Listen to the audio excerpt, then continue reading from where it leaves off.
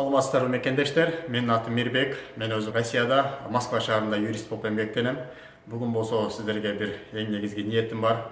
Анткени Москва шаарында ошол мекендештердин Москва шаарында жүргөн, же болбосо башка шаарында жүргөн биздин мекендештерге жакшы бир ыкма айтып бере турган негизи бар. Ал ыкманын негизинде ар бир мекендеш өзүнүн укугун коргоодо аябай жакшы маалымат деп ойлойм. Анткени Москва шаарында же болбосо областта же болбосо башка шаарларда жүргөндө кандайдыр бир кырсыктарга туш келип калган маалдар болот. Ошол кандайдыр бир кырсыктарга түшүп, ошол жерде укуктарын коргоодо кандайдыр бир далилдер керек болгондо, ошол далилдерди кантип табуунун бир ыкмасы бул болсо Москва шаарындагы Безопасный город деген проект бар. Ошол Безопасный город проекттин негизинде Москва шаарында 134 000 видеокамералар жайгашкан. Ал видеокамералар болсо подъезддерде дворлордо, жана ошондой эле парктарда, скверлерде, жана ошондой эле площадьтарда жайгашкан. Бунун баардык саны 134 000. Анан ошол 134 000ге жакын болгон видеокамеранын колдонуу ыкмасын айтып бере турган ниетим бар.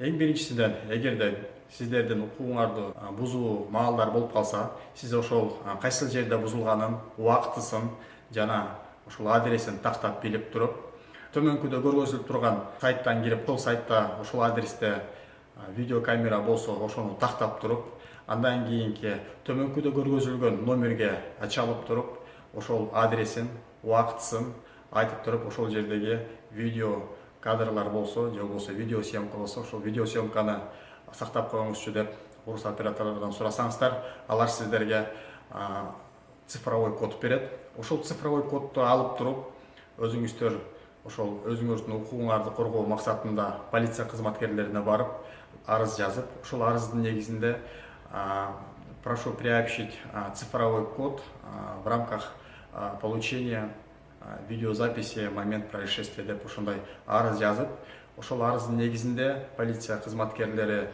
ишти козгоодун негизинде ошол видео фиксацияны запрос кылып алышып, сиздин укугуңарды коргоодогу эң негизги доказательная база болуп эсептелет дагы, өзүңүздүн укугуңузду жактап кетсеңиздер болот. Бул ыкманы кимдер жакшы колдонсо болот? Бул ыкманы кандайдыр бир мекендештерде подъезд астында же доорлордо, же болбосо көчөлөрдө аларга каршы кылмыш иштери козголунса, же болбосо кандайдыр бир ДТП болуп, өзүнүн машинасынын бирөө сүзүп кетип, качып кеткен маалдар болсо, ошол адамдарды ошол видео фиксация аркылуу издеп, таап туруп, күнөөлүү болгон адамдарды жоопкерчиликке тартсаңар болот. Ошол эле маалдан ушул видеозапистер, дата центр деп коет, видеозапистер 120 саатка чейин сакталышат.